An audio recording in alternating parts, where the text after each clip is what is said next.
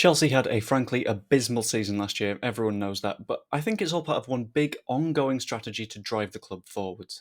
I think it encompasses every single part of the club, from the staffing decisions to transfers to even larger enterprise stuff. It's incredible. Here's the steps that the club have taken so far, what they mean for the future, and what might happen next. Ultimately, where's the club going to end up? I'm going to start at where makes most sense to me, and that's the very beginning of the whole saga, when Roman Abramovich was forced to sell the club to Todd Boehly.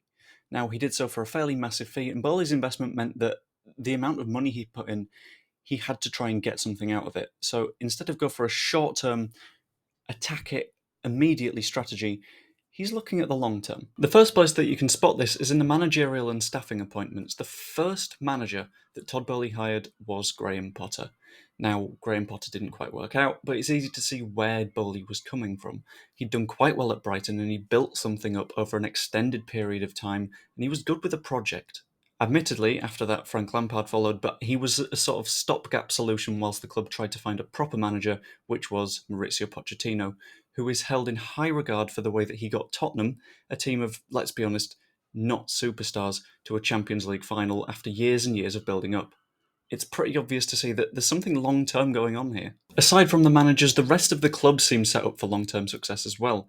Take the fact that you've got a lot of Brighton and PSG stuff in there. They're both clubs that are known for having a very good youth system that can both generate profit and generate incredible footballers. Now, combine those things, you've got a higher transfer budget going forwards, and you've got better players that can help you in the league without having to buy anyone in.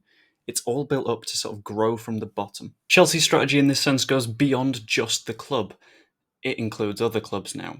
Chelsea have effectively bought Strasbourg, which means that they have somewhere that they can just send players if they need them to develop. It's not just on loan because FIFA's introducing a bunch of new loan limits. They can just sell players to Strasbourg and have buyback clauses and just know that that's going to work because they're not having to negotiate with anyone else.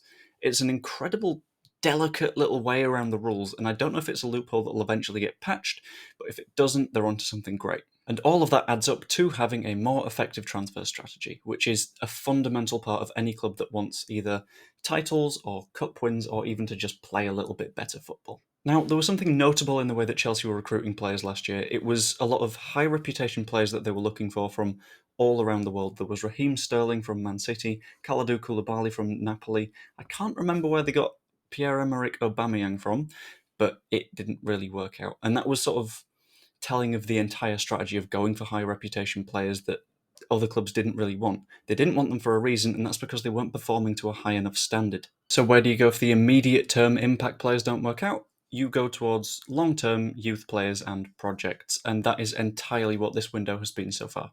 Chelsea have permanently signed just 4 players in this window, with the eldest being Christopher Nkunku at the age of 25, and Moise Caicedo, who is the next potential signing, although he could be about £100 million, is also under the age of 25. There's a clear emphasis on the young players that can sort of become a part of the club culture. And that's not just an internal thing, that involves the fans as well. Fans love players that stay at clubs for years on end because it helps them to feel a little bit more in tune with the team.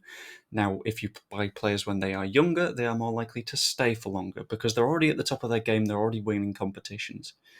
The earlier Chelsea can invoke this mentality, the better it's going to be for decades. There is only one caveat to this strategy though, and that is the fact that Chelsea fans need to be patient. Success isn't going to be immediate, it's going to take a while. Players are still young, they need to do a lot of developing.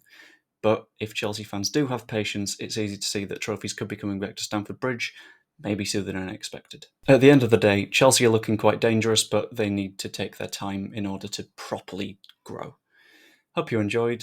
Comment if you have any specific thoughts, like the video if you enjoyed it, and subscribe. See you later.